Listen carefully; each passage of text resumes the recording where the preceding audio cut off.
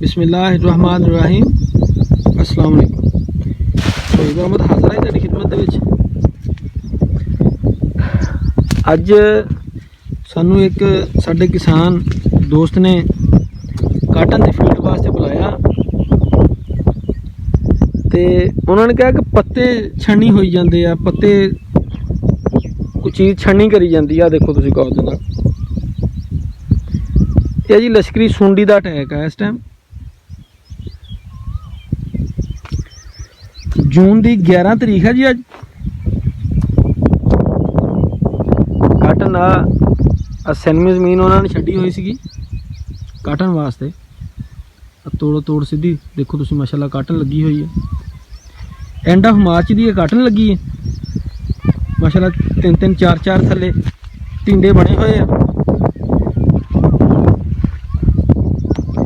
पिछली वीडियो च असीं तुहानूं दस्सिया सीगा अपनी काटन दे फल दे घेरे तो किस तरह बचाया जाए।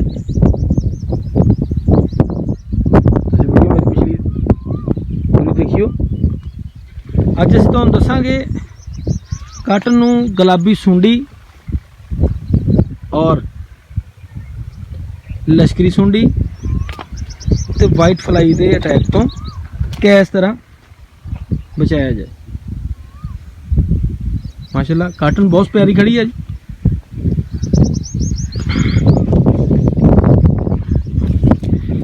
लश्करी सुंडी हमेशा एक जेन च फार्मूला रख लो, जो भी चांदनियां रातां आऊगियां, चंद पूरा रोशन होगा रात के टाइम, रातां दे विच चांदनियां रातां होणगियां,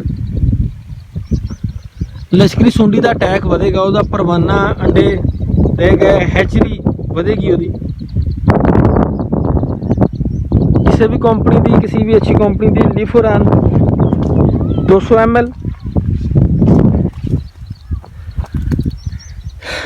ते पायरी प्राक्सीफिन 500 ml पर एकड़ के हिसाब न। पायरी प्राक्सीफिन का ठीक 7वें दिन तुसीं रिपीट स्प्रे करना। फिर ये जी हल्की फुल्की वाइट फ्लाई का अटैक हल्का फुल्का जिहा वा, ये तो मदद मिलूगी। तो तीसरी जी सब तो ज़्यादा डेंजरस आ वो हैगी आ पिंक बॉलवर्म गुलाबी सुंडी। वो अटैक तो वो अटैक वास्ते तुसी डेल्टामैथरीन कर सकते हैं 375 ml इस टाइम तक, या बाईफेंथरीन 250 ml तो लैके 330 ml तक कर सकते हैं। इन्नी की रेंज दे विच कर सकते हैं। इस तो ज़्यादा करूँगे पैसों का उजाड़ वा। ते ट्राईएज़ोफास तुसीं हजे नहीं कर सकते क्योंकि कॉटन ग्रोथ दे विच वा, फल फुल गुद्दी माशाल्लाह लै रही आ। गुलाबी सुंडी का फुल है जी। ट्राईएज़ोफास बहुत सख्त स्प्रे हुंदा वा जी, वो इसदी ग्रोथ रोक देगा, फल की शैडिंग भी होगी उसकी वजह तो। वो करांगे अगे जाके इंशाअल्लाह अगली वीडियोज़ दे विच तुहानूं मैं दसूँगा। देख सकते हो तुसीं लश्करी सुंडी का अटैक है जी। पत्ते इदां छन्नी कर दिंदी आ।